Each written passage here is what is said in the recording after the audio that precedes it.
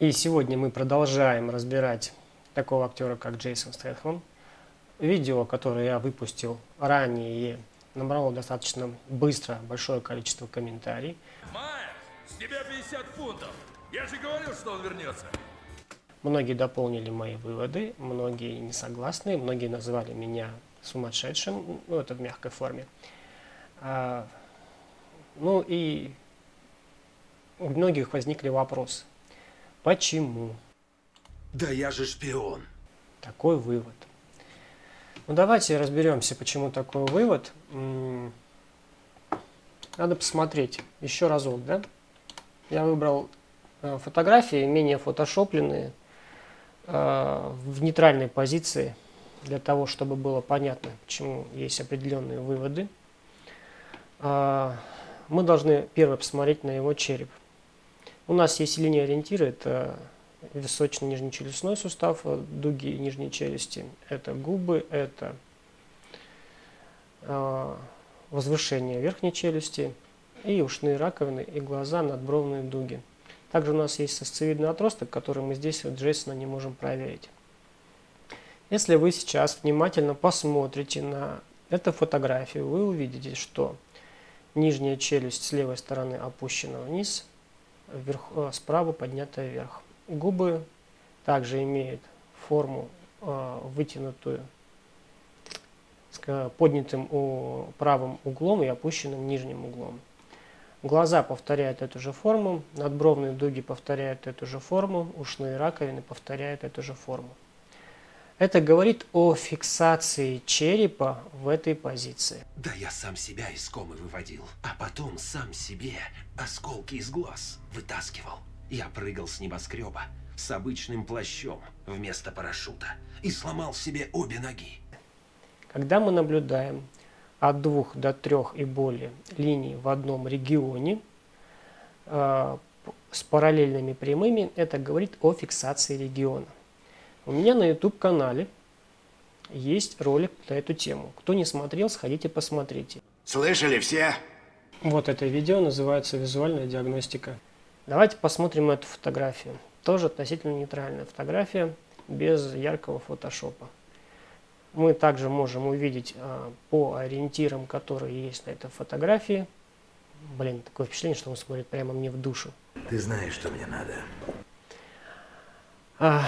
Что череп имеет некую асимметрию, где правая часть черепа несколько выше левой части черепа. Хотя тело падает направо. Теперь давайте возвращаться к разбору пациентов с системой фиксации или с регионами фиксации. Ну, говори. Тем, кому повезло больше, они проходили мои курсы. Тем, кому повезло меньше, они являются подписчиками моего канала. И они видели разбор клиента с регионами фиксации первичного поражения. И выглядит это примерно следующим образом. Если у нас есть регион первичного поражения, приоритетного поражения, есть приоритетное поражение, есть значимое поражение. И если вы оперируете старыми какими-то, ну или скажем, ранее озвученными другими специалистами версии о значимости и приоритетности регионов, они могут не совпасть с вашими убеждениями, за что я не несу никакой ответственности, я просто вам рассказываю, что в моей практике. Когда мы наблюдаем регион, сейчас смотрим спереди.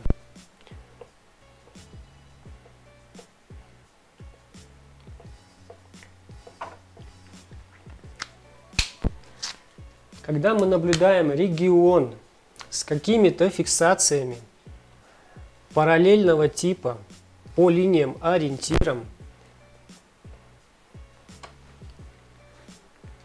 то мы можем с уверенностью сказать, что этот регион первично поражен. Он имеет фиксацию. Фиксация – это один из инструментов защиты, защитный механизм от повреждения. То есть, если есть возможность повреждения тела при какой-то двигательной активности, тело, нервная система фиксирует этот регион от движения. И мы всегда видим параллельные линии. Это называется приоритетно пораженный регион. Таких регионов может быть 1, 2, 3, 4. Понятно, да? Еще раз говорю, сходите, посмотрите мое видео. Там мы разбираем девушку с удаленной почкой. Сплошная показуха. При таком поражении, как правило, компенсация происходит в регионах с углом раскрытия подобного характера. Угол раскрытия имеет прямую линию по линии ориентиром другого региона. То есть, если у вас вот здесь с правой стороны челюсть вверху, одна челюсть внизу, то у вас могут быть ровные абсолютно плечи, но угол раскрытия по челюсти будет вот такой. Это регион компенсации без падения. Понятно. Далее, если будем смотреть по таким же линиям ориентирам, если мы возьмем, предположим, реберные дуги, то реберные дуги могут иметь вот такой угол раскрытия в противоположную сторону от вышележащего угла. То есть это будет тоже создавать определенное раскрытие угла, он будет как бы смыкаться очень далеко за телом, но он будет раскрываться в абсолютно другом регионе вот таким образом. И вы увидите, что этот угол раскрытия расположен вот так. Если верхний расположен вот так, то нижний будет открывать один из векторов. Вот такой угол. Такой угол – это угол падения тела угол раскрытия с падением тела. Тело будет падать вот сюда. И этот регион в кинезиологии называют значимым регионом. Это те знания, которые переданы нам от предыдущих, скажем так, преподавателей. И это мной никак не оспаривается. Это значимый регион. Это регион значимой компенсации. Если вы знаете, что существуют приоритетные, значимые, вторичные, третичные дисфункции, вторичная дисфункция очень значима, но она, скажем так, если пролечить вторичную дисфункцию, то третичной дисфункции станет хорошо. То есть, если отличить поясницу, хорошо будет шея.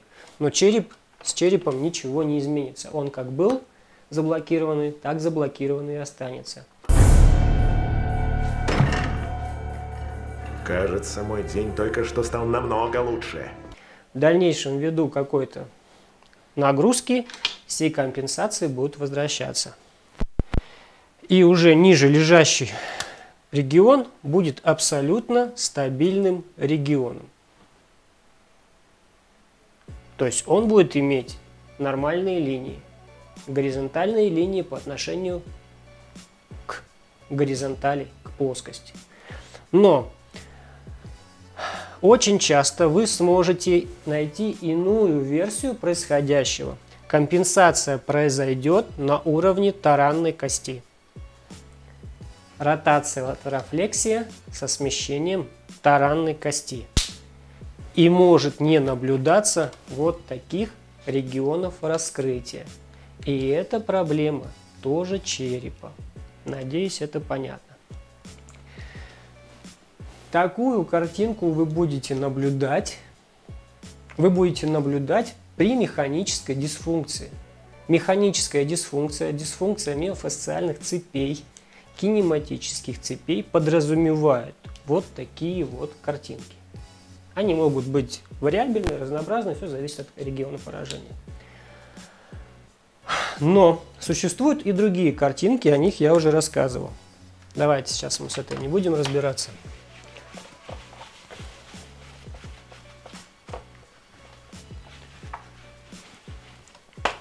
Существуют и абсолютно другие картинки. Существуют вот такие картинки.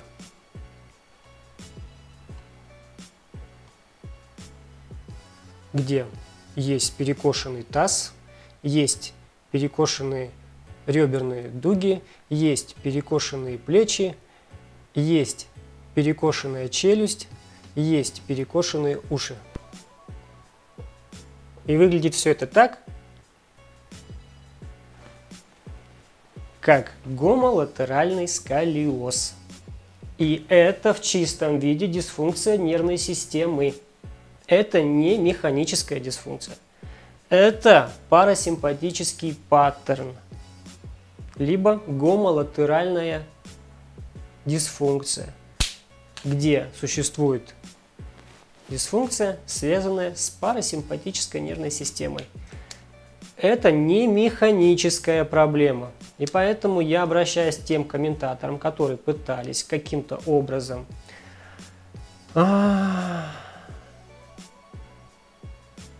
оценить мою компетентность с позиции своего собственного разума или опыта. Я говорю так. Вот это неврологическая дисфункция. То, что мы разобрали ранее, это была механическая дисфункция. Но существуют биохимические дисфункции, существуют психологические дисфункции, существуют иные дисфункции, которые подразумевают, как правило, различные паттерны поведения тела. При любом условии выбор построения компенсации выбирает нервная система в зависимости от тех ресурсов, которые у нее есть. У меня было в практике следующее. Когда мы находим дисфункцию, мы ее устраняем. И что мы наблюдаем? Мы наблюдаем, что тело поменялось в пространстве. И если раньше человек не замечал своей проблемы как какая-то осанка, то после этого он увидел на фотографиях изменение осанки, как кажется ему, в худшую сторону. Например,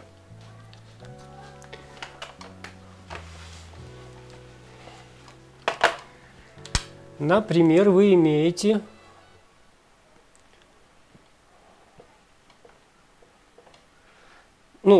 клиент, пациент, допустим, имел осанку, предположительно, давайте сделаем так, предположительно это было падение тела вперед, да, вот сюда. И кажется, что осанка ровная. Почему? Потому что тело, по большому счету, одной линией падает вперед. Но у него есть определенная жалоба. Все, жалобу убираем, нашли регион поражения череп, жалобу убираем, и осанка меняется.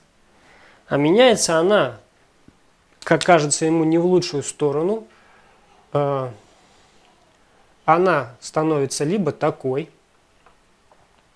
либо наоборот с прогнутой поясницей вперед, либо со смещением шеи вперед. Различные вариации. Это совершенно не говорит о том, что доктор нашел неправильный регион поражения. Если доктор нашел регион поражения с фиксацией, либо с какой-то, скажем, с тем критерием, который говорит о первичности, это может быть через стимульную систему выяснено, это может быть через визуальную диагностику, либо через функциональные тесты. Мне там написали, что я не умею функционально тестировать, но это их личное убеждение. Найди себе уже друзей и не следи за мной. Это значит, что у тела существует фрактальное поражение в другом фрактале. Кто не знает, что такое фракталы, вы можете идти учить либо мои курсы, либо можете идти на курсы Молоткова 3D-коррекции, он там тоже это поясняет. Что значит фрактальное поражение тела? Это значит, что одна дисфункция лежит над другой дисфункцией. Понятно, да? То есть у человека может быть дисфункция черепа, дисфункция печени, дисфункция таранной кости, дисфункция локтевого сустава, и все они существуют одновременно. Понятно? Убирая одну проблему, вы можете открыть абсолютно иную проблему. И это нормально. Почему? Потому что проблем у людей много. Но все это видно по осанкам. Поэтому, уважаемые друзья, я предлагаю вам пройти еще раз на то видео, где я поясняю первичность, вторичность и значимость поражений в опорно-двигательном аппарате. Внимательно его посмотреть, изучить и пользоваться на практике. Я же вам благодарен за то, что вы посмотрели это видео, поставили ему лайк, ну и пошли заниматься своими делами, спасать мир, доказывать правоту, ну либо просто принять знания и пользоваться. Я как гребаный призрак в ночи.